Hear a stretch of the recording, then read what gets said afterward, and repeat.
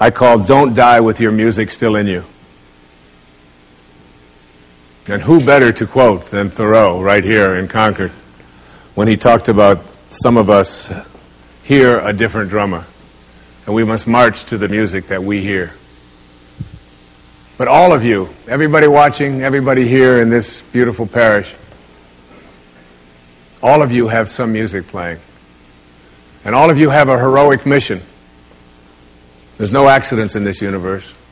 We all show up here with a purpose. There's an intelligence that is a part of everything and everyone, and all of us are connected to it. And too many of us are afraid to listen to that music and march to it. You out there, I know you have a book you wanted to write. I know there's a composition you wanted to compose. I know there's a song you want to sing someplace. Maybe you want to raise horses out in Montana. Or maybe you want to open up an ice cream shop on Cape Cod. Who knows what it may be. Maybe you just want to travel and see the world. Maybe you want to go into a relationship with someone but you've been afraid to, but your heart says it's the right thing to do. All of us feel something. And in Leo Tolstoy's famous novel, The Death of Ivan Ilyich, he asks this question that would be terrifying to me. He says, as he has his accountant from Moscow lying on his deathbed, contemplating the horror of this question, what if my whole life has been wrong? I've known what my music is. It's playing right now. As I stand here in front of you with these cameras and in this place, and as I sit down and write my books and tell the world what I know are my truths, I feel always completely on purpose and fulfilled. And no time will I ever come to the end of my life and say, what if my whole life has been wrong? Whoever you are, whatever that music is, however distant it may sound, however strange, however weird others may interpret it to be, don't get to the end of your life and know that you're going to leave and not have it played yet. Don't die with your music still in you. It's the message of the greatest teachers who've ever walked among us. It's the message I give to you today as one of the principles for success and peace in your life. The next principle I call embracing silence. And embracing silence is not that I say this to you because it's so important to be quiet. What I have learned, I have a dear friend, and many of you know, we've put out tapes together, we've appeared on stages all over the world together. He's like a brother to me. His name is Dr. Deepak Chopra, a medical doctor, and a dear and close friend. And whenever anything is going on in my family, if I'm having a problem with one of my children or in my own life, and if I call him up and I'll say, Deepak, or his wife Rita, I'll say, Deepak, what do you think I should do? He always has the same answer. Meditate. I'll say, yes, Deepak, I understand meditate, but I said, what do you think? He said, Wayne, go deep inside and meditate. Always meditate. I'll say, will you put Rita on? Wayne, meditate. I say, all right. And you know, I've learned a lot in meditation. But what I know most about getting quiet and getting peaceful is this, that there's only one power in the universe, and it doesn't matter what you call it. You can call it soul, spirit, consciousness, God. You can call it Louise. You can call it anything that you want. But as Alan Watts said, you can't get wet from the word water. It's not what we call something that gives it its substance. And this one power, this one force that flows through everything and allows everything to be, is indivisible. You can't cut it in half. You can't divide it. It's one. It's knowing the one. And everything in your life is almost always given a division. Male, female, young, old, tall, short, black, white, good, bad, up, down. These are all dichotomies. These are all these splits that we all have in our lives. The whole physical world that we live in and are immersed in, it's always immersed in this division. I used to teach course at St. John's University in New York, and I used to tell my students when I was trying to teach this principle, anybody who can come to class and bring with them a magnet that only has a North Pole, I'll give you an A in the course. You don't ever have to attend another class. And no matter how thin they would slice that magnet, there was always the South Pole, because the physical world is made up of dichotomies. But we have to learn to fuse the dichotomies.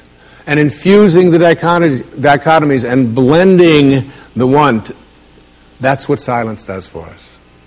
That's why embracing silence is so powerful. Because no matter how many times you cut silence in half, it's like zero. You still only get silence. In Zen, they say it's the space between the bars that holds the tiger. And it's the silence between the notes that makes the music. These words that are coming out of my mouth right now come out of the silence. And finding that silence and embracing it means that you go to the place within you that you cannot divide. Just like you can't divide the source, the one, the spirit. You can't divide that either. It's only one. So when you go into your silence and you begin to practice meditation and you begin to make this a part of your life and embrace silence, what you discover is this is where you'll come to know your source. You'll make conscious contact with your source. I can't tell you how many people that have come to me who have suffered from serious illnesses, who've been given diagnoses that it's terminal and that you can't do it, who have gone out to the wilderness and have decided that I am going to commune with nature. And the transcendentalists, Thoreau and Emerson, they believed that nature was our source and that we were all products of nature. And if you can get back to your source, if you can get back to that feeling of being with spirit, that's where healing can take place. And I've had wonderful stories of people who've told me that it was when I began to embrace that silence that I began to feel more connected to my source. Embrace silence because it's a way to come to know God, to know your source. Both are indivisible. And the only experience you can have in your daily life that even comes close to a spiritual awakening is silence. The next principle I call giving up your personal history. And I learned it from a man named Carlos Castaneda, who once said that one day, he said, I finally realized that I no longer needed a personal history. And just like drinking, he said, I gave it up. And that, and only that, has made all the difference in the world. You know the nice thing about giving up your personal history? Is that if you don't have a story, you don't have to live up to it. All of us have these bags of manure that we carry around with us, called our past. And the people who have done things to us, and the events and the circumstances, all of this stuff that we use and we bond to. And we bond ourselves to these wounds of our past, and we identify ourselves on the basis of these wounds. And every once in a while we set it down and we reach in there and we smear it all over ourselves. And then we wonder, why does my life smell so bad? I don't understand this. When in fact, the now, this moment, merging yourself into the now, means that you may have been in a relationship. I had a woman from Holland who came over to see me, whose husband had left her after 25 years. She had 4 children, and she just had been on the verge of suicide. And she was losing weight, and she was depressed, and she was taking all kinds of drugs for it, and she was getting sicker and sicker because she just couldn't get over it. And she came to a book signing that I was doing at a bookstore down in Florida. And she said, you've got to say something to me. You've got to say something to me that will help me to get over this. And I told her this line. I said, give up your personal history. Merge yourself here, now, into this moment. And those 25 years are something, if you want to understand how to do it, think of your past as, this hat. And this is your past.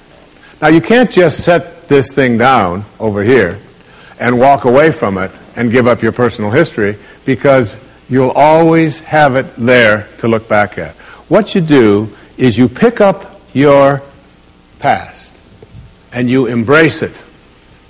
You understand it, you accept it, as I had to go through these things that I had to go through in order for me to get to this place today, and the evidence for that is that I did. You don't need any more evidence. You did. And then you toss it. You toss it. You embrace it, and you toss it. And you merge into the now by giving up your attachment. And some of you have heard me use the metaphor of the wake. Alan Watts talked about the wake is not what drives the boat. The wake is just a trail that is left behind. That's all it is. And so is the wake of your life. And the wake doesn't make the boat go, and neither does the wake of your life the reason why your life is going in the direction that it is. The wake is a trail that is left behind, and it's an illusion to believe that it is the cause of your suffering or your struggles or your difficulty. Give it up. Let it go. Embrace it, understand it, get help doing that if you must, and then move into the now. The next principle I call, it's from a line of Albert Einstein. He said, you can't solve a problem with the same mind that created it. In order to work at solving these things called problems in your life, you have to change your mind. It is your mind where they live.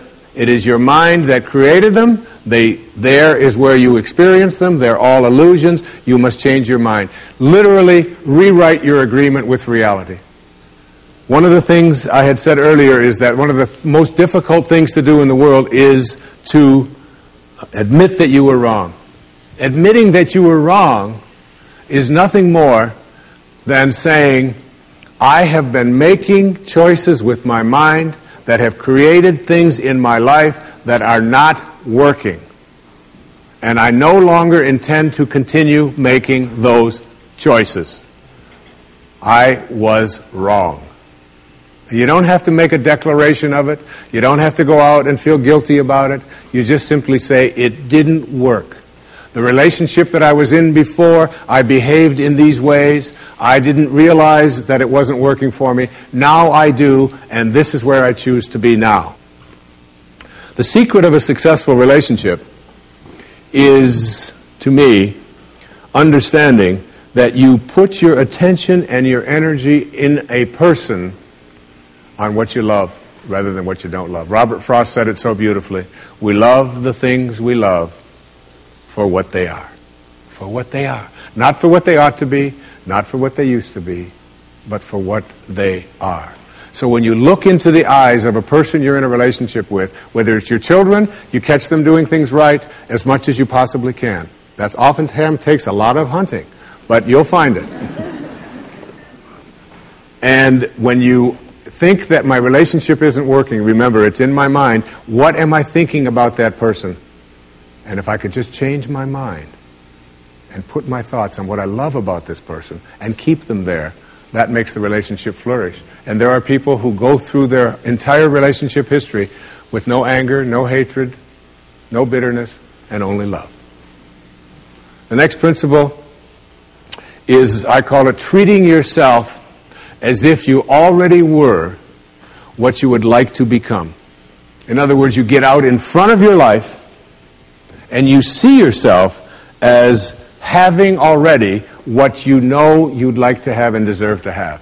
My children know how to do this perfectly. I have a daughter who wanted a prom dress, and the prom dress was way outside the budget that I thought a prom dress should be. I thought a prom dress shouldn't cost over $20, so I do have a problem, right? But I upped it to somewhere around $250. I don't know how much, whatever. To me, it was still more than I paid for my first house, okay? But anyway, she called and said, Dad, this is the only prom dress I could wear. I've got to wear this prom dress. If I don't wear this prom dress, it's just on and on and on with this wonderful. I saw a wonderful book about how to raise teenage daughters. The title of it is Get Out of My Life, but first drive me and Cheryl to the mall. All right, that's the actual title. It's a good book. And so I told Serena, I said, it's just beyond the budget. I've got a certain amount of money that I'm willing to put for it. And she said, but I've already seen myself wearing it. I've already tried it on. I have a picture of myself in the dress in my living room, and I've already showed it to the guy who was taking me to the prom. I mean, it was this whole thing about, and she already saw herself in it. I said, well, if you see yourself in it, then you're going to have to also see yourself as earning the difference between what I'm willing to pay. And she drew up a contract. She went onto the computer, and on the background of the computer, you know, where they have these little background things they put on, there was 500 pictures of the dress, all right? And she signed a contract and said, I'll babysit, I'll do this, I'll do that, and I will pay the difference. And she did, and she wore the dress, because she understood that you treat yourself as if you already are what you'd like to become. There's a genius in you. You have to treat yourself as if you already were that genius. There's something you're completely capable of. See yourself as already there. Then you'll act upon those thoughts, because the ancestor to every action, said Emerson, is a thought. The next principle is called treasuring your divinity. Treasuring your divinity. There's a wonderful observation that I saw from Emerson in Self-Reliance. It's about trusting your divinity, knowing that you are connected to your source, knowing that you are a divine creation and that there are no accidents. He said, a man should learn to detect and watch that gleam of light which flashes across his mind from within, more than the luster of the firmament of bards and sages. Yet he dismisses without notice his own thought, because it's his own. In every work of genius, we recognize our own rejected thoughts. They come back to us with a certain alienated majesty. We often reject our thoughts, and we see the things that we think of as grand and as genius, and we reject them because they're our own. Treasuring our divinity instead of being terrified of it. Knowing that I am always connected to my source. There is no way that I cannot, because it is in you, and I am in you, and you are in me, and you can never be separated from it. There is no place that this source is not. It grows everybody's fingernails. It beats everybody's hearts. It digests everybody's foods. It opens all the flowers, and you're always connected to it. And finally, the last principle I call wisdom is avoiding all thoughts which weaken you. You know, every thought has an energy, just like everything else in the universe. And if you have a thought of shame, it will weaken your muscles. And what is your heart but a muscle? If you raise a child who believe in shame and feel ashamed of themselves, every time they think that shameful thought, they will be weakened. And if you have a thought of fear, and if you have a thought of stress, and you have a thought of anguish and anxiety, all of these thoughts and many more are the thoughts that will always weaken you. When you are having a thought that you know is disempowering you, shift it. Shift it to one that is empowering rather than disempowering. And the thoughts that empower are thoughts of neutrality and willingness and love, and ultimately thoughts of divinity. And when you see a troubled person who is out there struggling at the highest level of unity consciousness or God consciousness or spiritual consciousness, you recognize yourself in all that you see. There, but for the grace of God, go I. And I am connected to that person. Changing your thoughts. I appeared on the Tonight Show many years ago, several times, quite a few times. And I remember coming home from the Tonight Show, and I was walking along the beach, and they had taped the show the night before, and I was out for a walk, and a woman who lived in the Northeast stopped me, and she said, "Didn't I see you last night on the... How could you be here?" I said, "Well, I flew the red eye, and I was walking along." And she said, "You know, we're moving down here." She said, "What are the people like here? What's it like?" And I said to her, I said, "Well, what are they like where you live?" She said, "Well," she said, I live in a very big city." And she said, "They're very pushy.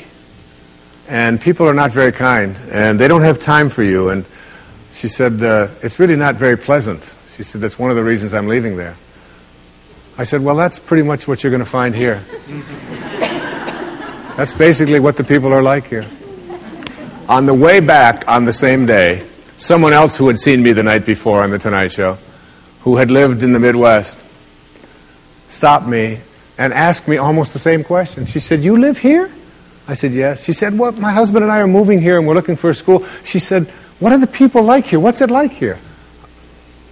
I said, "What are they like in Chicago where you live?" She said, "It's the Midwest." She said, "People are very friendly, they're open, they open their homes to you, they're very loving, they're very kind." She said, "It's a wonderful place." She said, "I love that, I'm going to really miss that." I said, "That's pretty much what you're going to find here." It's what you expect, it's what you think about that expands. It's what Emerson taught us. The ancestor to every action is a thought. Change your thoughts, and you change your world. Change your expectations, and you change around what you begin to manifest and see showing up in your life. Thank you very much, and God bless you.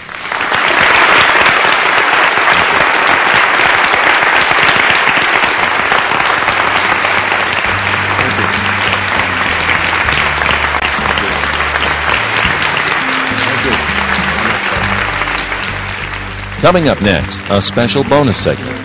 Dr. Dyer shares more teachings and stories about success and inner peace.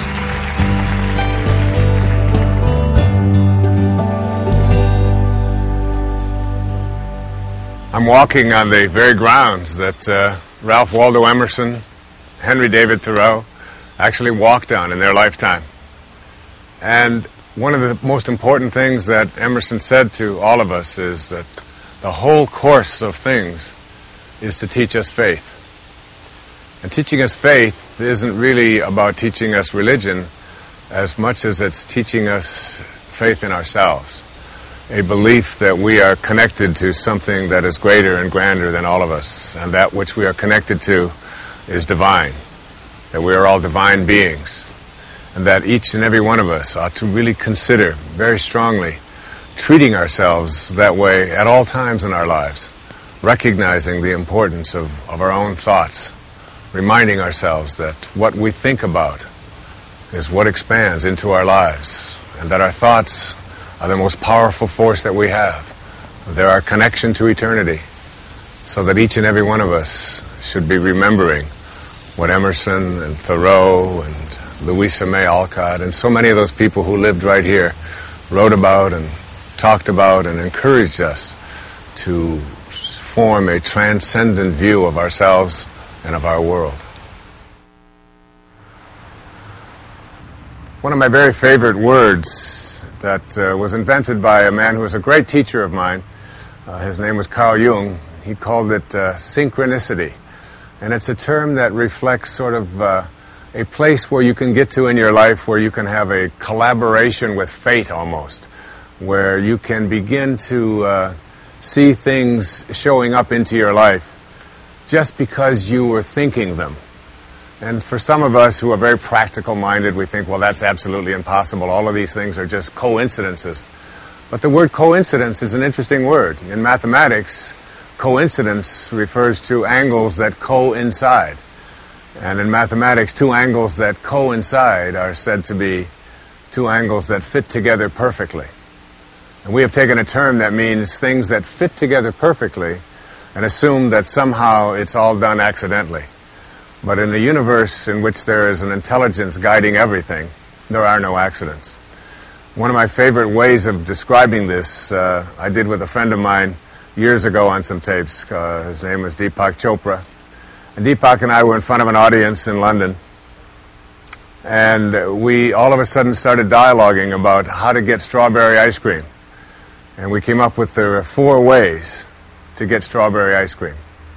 And they raised in level and consciousness from the lowest to the highest. So the first way of getting strawberry ice cream is to have a thought. Everything always starts with our thoughts. And the thought is, gee, I'd really like to have some strawberry ice cream. And then you act upon that thought. You get up, you get on your bicycle, you get into your car, you go for a walk, you go to the store, you purchase your strawberry ice cream, and you come home and you say, I've got strawberry ice cream. And we don't think that that's too amazing. But if you really look at it, it is very amazing. because that thought is invisible, it's formless, it's internal someplace. We know there's a command center in our brain, but we've never seen the commander that's in there who says, I think I'd like to have some strawberry ice cream. So it's a pretty amazing process. Have a thought and then act upon it.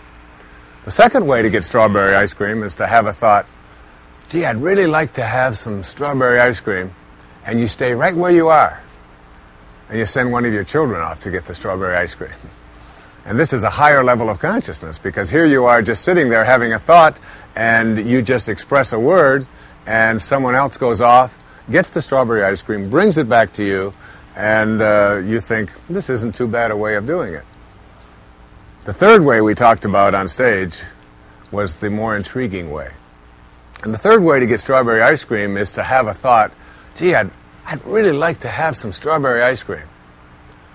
And then someone walks by, and they say to you, excuse me, is this your strawberry ice cream?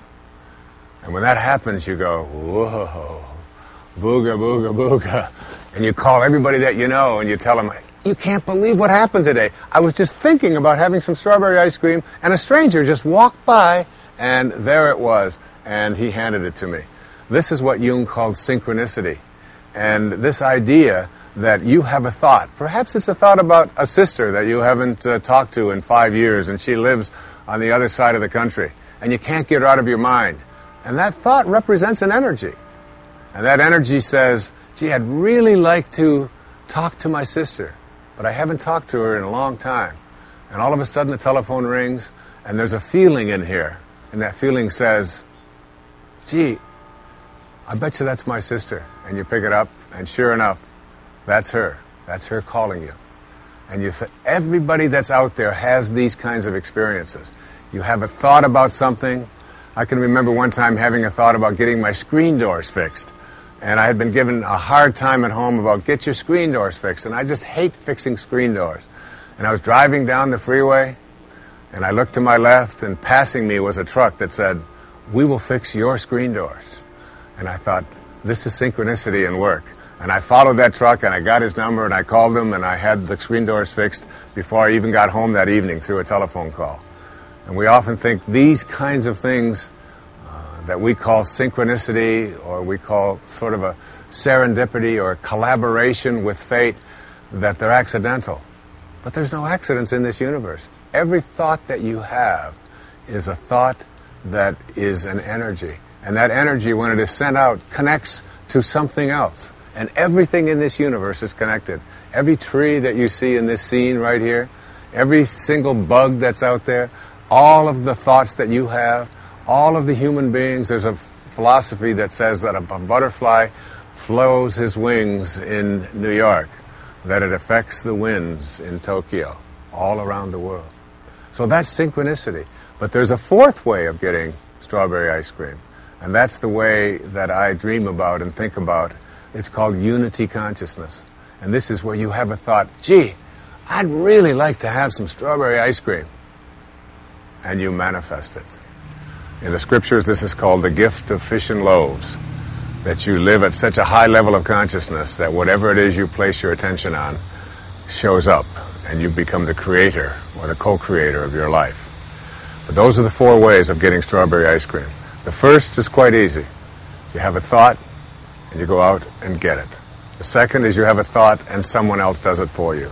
That third one, called synchronicity, that's one in which you can begin to see that when you have a thought, you have the power to attract into your life what you're thinking about, even though you may not be consciously aware of it.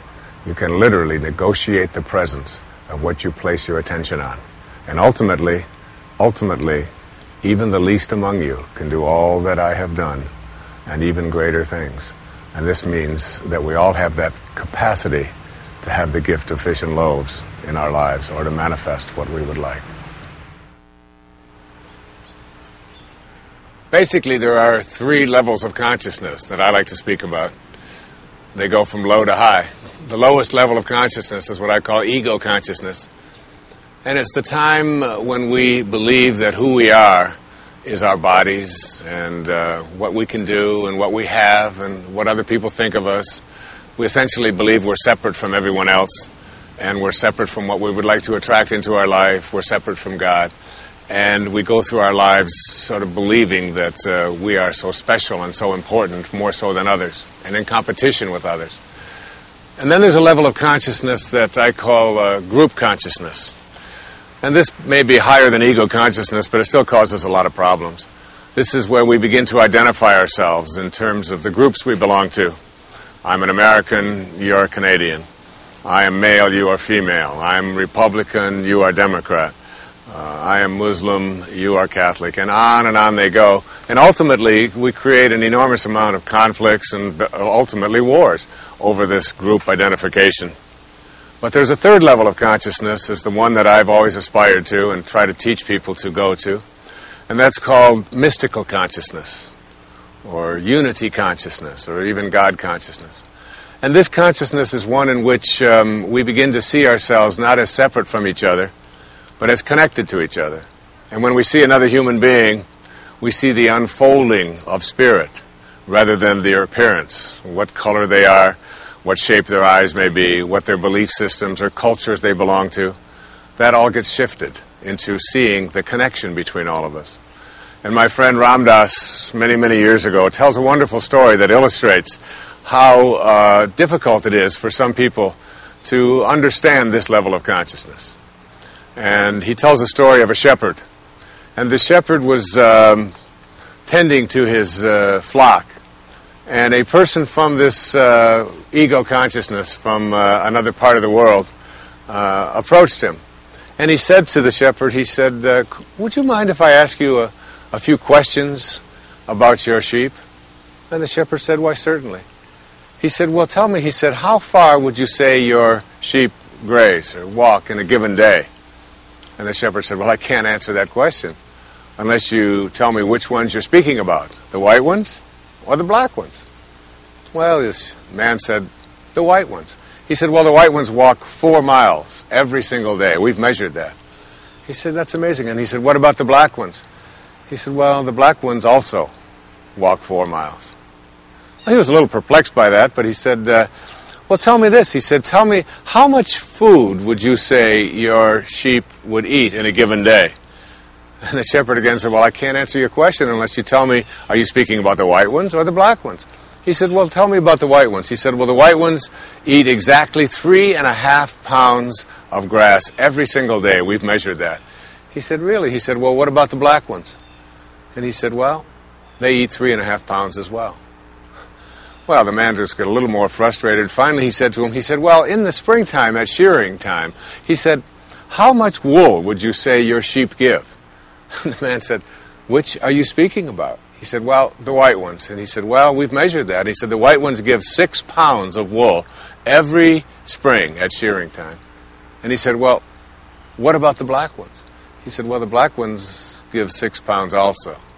Finally, the man was beside himself. He just couldn't understand this. And he said to him, I don't understand this. Every time I ask you a question about your sheep, you ask me to divide them into the white ones and into the black ones, and then you tell me they're exactly the same. He said, why would you do that? He said, that may be a bit confusing to you. He said, let me explain. He said, you see all of those sheep out there? He said, yeah. He said, you see the white ones? He said, yeah. He said, I see the white ones. He said, well, the white ones are mine. I was given them, I raised them, and they're all mine. I own all of those sheep. Oh, he said, I understand. And he said, what about the black ones? He said, well, I own them too. And that was the story. And it was the story that I've always been amused by. I remember when I called one of my friends, and he laughed out loud at that story, Deepak Chopra. He said it got to him. The idea was that we, and from ego consciousness and group consciousness, need to divide everything into colors and into appearances. But there are some of us who understand that those are just artificial divisions and dichotomies, and in fact, everything in the universe is all sharing the same intelligence. We're all one, even though we try so hard to divide them up.